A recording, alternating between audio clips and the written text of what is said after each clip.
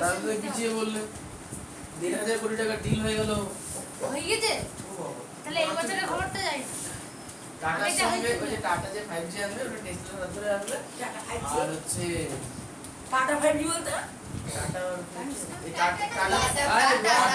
Tata নিয়েছে কোম্পানিটা যাই হোক সে গল্প পরে একদিন হবে না জ্ঞানবাজি করে লাভ শিক্ষক দিবসে গল্প করবে। শিক্ষক দিবসের দিন হ্যাঁ আরো লোক থাকবে তো আরে অনুষ্ঠান হবে নাকি কে থাকবে আমাদের শুধু 7 এ ব্যস্ত থাকবে না। আমাদের 1 ঘন্টা ফার্স্ট টাইম দেখো ব্যাপারটা কি বলো তো আমি আজ পর্যন্ত দেখবেন একটা সিঙ্গেল ব্যাচ একটা টাইমে আছে কেউ তো টাইম মেইনটেইন করে না। আমাদের কিন্তু 500 মিনিট 12টার সময় 1 ঘন্টা 1 ঘন্টা আচ্ছা আমার ছেলে সিনেমা সেখানে তুমি থাকবে না তোমাকে পরে রাখা হবে করতে পারবে আজকে এই ঘটনা ঠিক আছে যে লেভেলে যাই যা আছে সব মিলেমিশে কাজ করবো ঠিক আছে আচ্ছা এবার শোনো আমাদের হচ্ছে আজকে যে টপিক সি পড়াবো বর্জ্য পদার্থ আর মানব স্বাস্থ্যের ঝুঁকি। 3-4টে জিনিসের যে বেসিক জিনিস দেখো সবাই দূষণ করছে জল দূষণ বায়ু দূষণ মাটি দূষণ আর কোনো দূষণ আছে নেই। জল দূষণ কেন হচ্ছে এই বর্ষাকালে কি হলো দেখো বর্ষাকালের আগে আমাদের এখানে ছিল ধান বোনার দিন সময় তাই তো তাহলে মাঠে জল জমিয়ে ধান বোনা হলো ধান বোনার 1 সপ্তাহ করে কি দিতে হয় সার ছিটানো হয় সার ছিটানো হয়ে গেল তাহলে মৌসুমী বায়ু চলে এলো সব ধুয়ে কি করলো জল চলে গেলো কোথায় পুকুরে মাঠে তো আর কিছু নেই মাঠে যে সারগুলো চলে গেল কোথায় পুকুরে চলে গেল বা নদীতে চলে গেল। এর ফলে কি হলো নদীর জলে যে সার তো দরকার ছিল না অতিরিক্ত রাসায়নিক পদার্থের পরিমাণ বেড়ে গেল নদীর জলের ক্ষতি হলো গঙ্গা জলের মান আপাতত অনেকগুলো কমে গেছে। এই হচ্ছে একটা যে জল দূষণ ওই জল যদি কেউ নদীর জল সারা বছর খায় আচ্ছা অনেক মানুষ তাদের ক্ষতি হবে কি হবে না এবার যদি ইউরিয়া বেশি করে দিতে মনে করো এই দিয়েতে বুঝতে পারছি কেমন গন্ধ হতো। আচ্ছা এইবার চলে আসি পরের বিষয় ঝাঁঝালো গন্ধ এমনই এর গন্ধ জলের মধ্যে বাথরুমতে যে গন্ধটা মাটি দূষণ দেখো মাটি দূষণের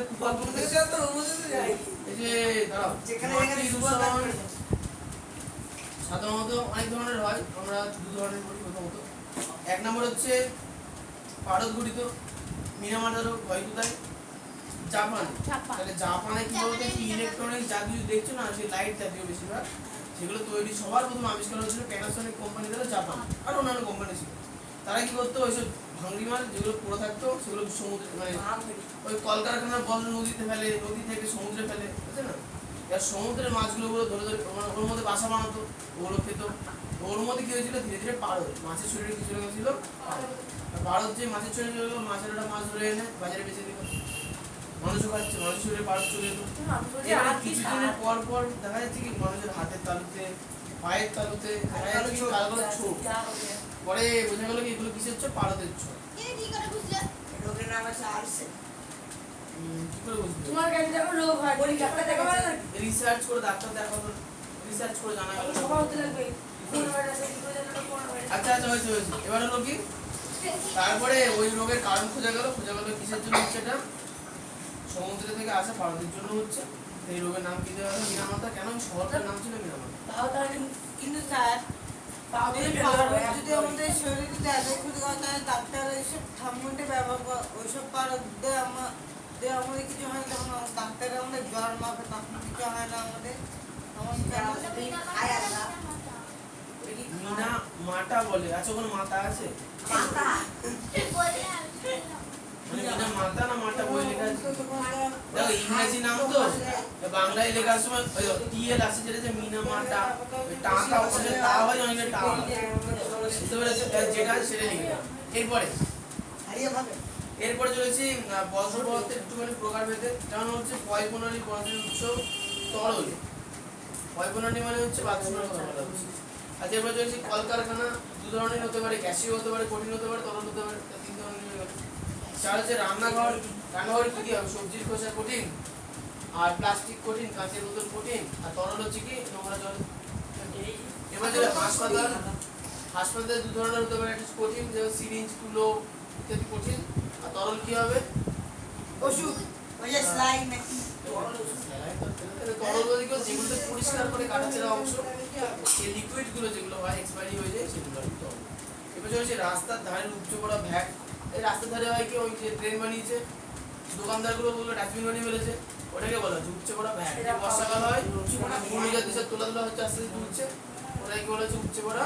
প্লাস্টিকের মোড়ক বলতে প্লাস্টিকের মোড়ক মানে হচ্ছে ওই যে প্লাস্টিকের ব্যাগ, পলিথিন ইত্যাদি। ডাম্পিং গ্রাউন্ড, ডাম্পিং গ্রাউন্ড মানে হচ্ছে এমন এমন জায়গা আছে যেখানে হচ্ছে কি লোক বজ্র ফেলে ফেলে ফেলে পাহাড় বানিয়েছে, লোক বলছে ডাম্পিং গ্রাউন্ড। হ্যাঁ, আমাদের এই ভারতে একটা আছে কিন্তু। কলকাতায় আছে এক জায়গায় আছে, ওখান থেকে যাওয়া যায় না, গন্ধ। কলকাতায় বিশাল কিন্তু যাওয়া যায় না, বিশাল গন্ধ। কলকাতায় একটা আছে বিশাল উঁচু অ্যামোনিয়া গন্ধ। মিথেনের গন্ধ আসে, আগুন ধরে যায় গরমকালে। এত কার্বন পরিমাণে ডাই অক্সাইডের পরিমাণ ওখানে বেশি। কলকাতায় প্রচুর পাহাড় হয়েছে পাহাড়ে মানে আচ্ছা, এবার আসি। এবার চলে আসে বজ্র পদার্থ কাকে বলে। বজ্র পদার্থ কাকে বলে? যে সমস্ত পদার্থ আমাদের আর কাজে লাগে না তাদের আমরা বলি। যেমন প্লাস্টিকের বোতল, তেল, আলু খোসা, মানে এই জলের বোতল একদিন একদিন তো ইউজ করা ছেড়ে দেবা, তখন সেটা হয়ে গেল কি বর্জ্য।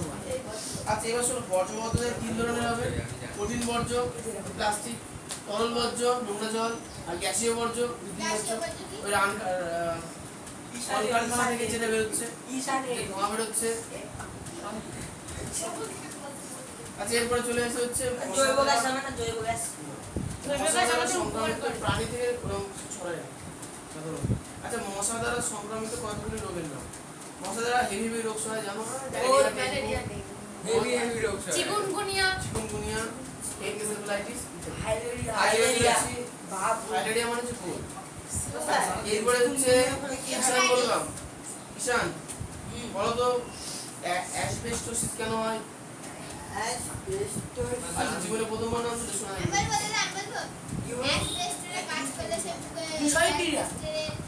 হ্যাঁ, ঠিকই বলেছিল। আর যে অ্যাসবেস্টস হচ্ছে এক ধরনের পদার্থ, রাসায়নিক পদার্থ। কি দাও? বিষক্রিয়া করে সিন না কি? মানুষের দেহে বিষক্রিয়া করে অ্যাসবেস্টসের নাম শুনো না? শুনেছি পাউডারের নামটা। বোতল আছে বাড়িতে, হ্যাঁ, পাউডার ডায়নামা কন্ট্রোল এসবের ব্যবহার করে। ইনগ্রেডিয়েন্টস, এটা কিসের জন্য হয়? ওই যে পাউডার মানে অনেক কিছু, মানে পাউডার যে প্রোডাক্ট আরো কিছু আছে, অনেক কিছু বানানো হচ্ছে। তার ব্যাপারটা হচ্ছে কি অ্যাসবেস্টোসিস কি হয়, ওই ধুলো ধুলো হয়। বিড়ি খেলে হয়। এবার হলো কি, যখন মানুষের শরীরে নাকে দিয়ে ওরা যায়, শরীরের ফুসফুসে গিয়ে আটকে যায় অ্যাসবেস্টোসিস টুকরো, হলো কি এরপরে ওর মধ্যে বিষক্রিয়া করে, বিষক্রিয়া করার ফলে ফুসফুসে টুকরো। আর এটা যে পেশাগত রোগের মধ্যে আরেকটা কি বলতো, কয়লার খনিতে যারা কাজ করে সবসময় নাকের মধ্যে কি যায়, কয়লার টুকরো গুঁড়ো চলে যায়, যে বুকে কয়লা জমে যায়। আচ্ছা, এরপরে আর কি হতে পারে? দীর্ঘদিন এই রোগে ভুগলে ক্যান্সার দীর্ঘদিন এই রোগগুলো মানুষ মরে যায়। ও দাদা, ক্যান্সারে ফুসফুসের ও কোনো দাদা, জায়গা কালো আজকে ভিডিওটা এত সুন্দর দেখাচ্ছে কেন? অন্যদিন তো দেখায় না। কোনটা আলাদা নতুন তো আচ্ছা, এরপরে চলেছে 9 নাম্বার, একটি সংক্রামক রোগের নাম। সংক্রামক রোগ মানে আমার হয়েছে সেজন্য ছুঁয়ে দিলাম তার হতে পারে। যেমন হচ্ছে উদাহরণ, সংক্রামক রোগ হবে কলেরা, তারপরে আর সর্দি কাশি। সর্দি কাশি, আর আর করোনা, ওই যে পোকার মুখের উপর আর শিবমেরটা বলে করোনা করোনা করোনা এগুলো হলো। আচ্ছা, আর এরপরে চলেছে চিকেন পক্স একটা রোগের নাম হচ্ছে হেপাটাইটিস। হেপাটাইটিস মানে বাংলা ভাষায় জন্ডিস। জন্ডিস ডেঙ্গি কি ডেঙ্গি বাংলা ভাষায় জন্ডিস এগুলো বলতে হেপাটাইটিস কেমন বলতো, মনে করো আমার হেপাটাইটিস আছে, আমি সেলুনে চুল দাড়ি কামিয়ে এলাম, আমার প্রচুর করে গাল একটু কেটে গেল, দোকানদার পরে ওই খুঁট দিয়ে চুল কাটতে গেলো, বললো আর চুলের সাইড কালো গাড়ি মারি দিয়ে খুঁটা দিয়ে কেটে কুচ করে ওগুলো কেটে গেল। তা আমার যখনই কাটলো আমার রক্ত ওর ব্লেডে লাগলো, ওরও যখন কাটলো ওই ব্লেডটা ওর রক্তে লাগলো। তার মানে আমার শরীর থেকে জীবাণু ওর শরীরে চলে গেল। 100% মশার কাজ করে। এই কারণে সেলুনে যখন যাবা সবাই কিন্তু মুখদারি কামানোর সময় তাহলে ওই পাঁচু কাকার দোকানে তখন হচ্ছে প্লেট পাল্টবে, মানে দেখবা। আরে না গো, বলবো যে 1 টাকা বেশি দেবো প্লেট পাল্টে দাও না পাল্টি দেয় আমি যতবার করেছি পাল্টি দেয় হ্যাঁ এটা আন করে কাটবো না কি যে আমরা বলি ওটা দিয়ে কাটতে সাইডগুলো করতে তার মেশিনে কাটে পাগল হ্যাঁ মেশিনে কাটে আমারটা পাল্টে দেয়। আচ্ছা, এবার হচ্ছে এই ডেঙ্গি। আউটুল থাকে মেশিনে কাটে বলো তুমি, ডেঙ্গি বছরের কোন সময় হয়? সেটা তোমার জিজ্ঞেস করছি ডিঙ্গিটা এই সময় হয়। এই সময় বর্ষাকালে হয়। হ্যাঁ বর্ষাকালে হচ্ছে বাড়ির আশেপাশে যে ওই নোংরা ফেলার জায়গা থাকে মানে ওই তো জায়গা জলের মধ্যে জল জমতো ওখানে মশা গিয়ে ডিম পারলো ফুটে 4টা 10 হলো হ্যাঁ তো ওই মশা যখন অন্য সুস্থ মানুষ এই অসুস্থ মানুষের শরীরে কামড়ায় তারপরে সুস্থ মানুষের শরীরে কামড়ায় তখন কি অসুস্থ মানুষের থেকে জীবাণু সুস্থ মানুষের শরীরে হ্যাঁ ক্রিয়েটিভ মশা সাথে সাথে ওই ম্যালেরিয়া জানো খুব বিখ্যাত মশার নাম কি স্ট্রিয়ানোফিলিক্স হ্যাঁ ওদের ডিম পাড়ার জন্য রক্তের জীবগুলো নিয়ে আচ্ছা এবার শোনো না সাধারণত ম্যাক্সিমাম মশারা হচ্ছে ওই ফলের হচ্ছে কি করে তো পাতার রস খাই না দাদা ফলের রস পাতার রস আচ্ছা যদি টাইফয়েড টাইফয়েড কি বলতে জল ঘটিত দূষণ মনে করো কারো টাইফয়েড আছে সে নদীর পাড়ে গিয়ে শুভ কাজ করার পর নদীর জলে আরো শুভ কাজ করে তারপরে তার মানে সেখান থেকে টাইফয়েডের জীবাণু জলের মধ্যে ছড়িয়ে গেল সেম ভাবে কলেরা ছড়ায় তাই না ইউটিউবে ওই ইউনেস্কোর এর খুব সুন্দর অ্যানিমেটেড ভিডিও আছে আমি দেখেছি দাদা আর সুন্দর ওই যে একটা ছিল জিনিসটাকে দেখি গরম জল দিয়ে লাস্টে হাত ধোয়া হচ্ছে শেখালো সবাইকে হ্যাঁ ওই সব আছে যাই হোক তার ওর ফলে কি হয় জানো? সারা নদীর মধ্যে মিশে নদী যত অঞ্চলে যাচ্ছে ওর জন্য তো এই নদীতে স্নান করলে ঠান্ডা লেগে যায়। এই নদীতে না গাছ উড়ায় নদী ওই ওদের তো এই দিঘিতে সামনে গাছ উঠে জানো নদী স্নান করে ঠান্ডা লাগে না? গাছ উঠে গাছ উঠে। তাহলে এই ছিল হচ্ছে বর্জ্য পদার্থ কোশ্চেন দাগিয়ে গেল সব এই তো অনার বই নিলাম ওদরা না অনার পুজোর জন্য গঙ্গা যাবে করতে যাই সেটা এই গঙ্গা শোনো যাবে শুভ হয় এই নাম্বার কত এটা বলে দাও তো কিন্তু গঙ্গা জলে স্নান করলে 40। ও দাগাবো না 340 পাতায় 10টা কোশ্চেন লাগবে ও বাবা সবকটা ইম্পর্টেন্ট ওই ছবিটা ছবি লাগে বলে দাও ওখানে মানে এক নম্বরে যে ছবিটা আছে তো হ্যাঁ হ্যাঁ আগের দিনে কোনো ম্যাক্সিমাম বড় কোশ্চেন আর বড় কোশ্চেন কোনো টাচ হবে না এবার সব দাগি রাখবো 10টাই না তাহলে এই ছিল আমাদের পড়াশোনা পরীক্ষা দিয়ে দেওয়া বললো অঙ্কটা তো নেই তো পড়া দেবে তো বাড়িতে পড়া কত বড় করে দেন 10টা আচ্ছা টেক্সটবুক এত অফ তো দাদা অফ করছে।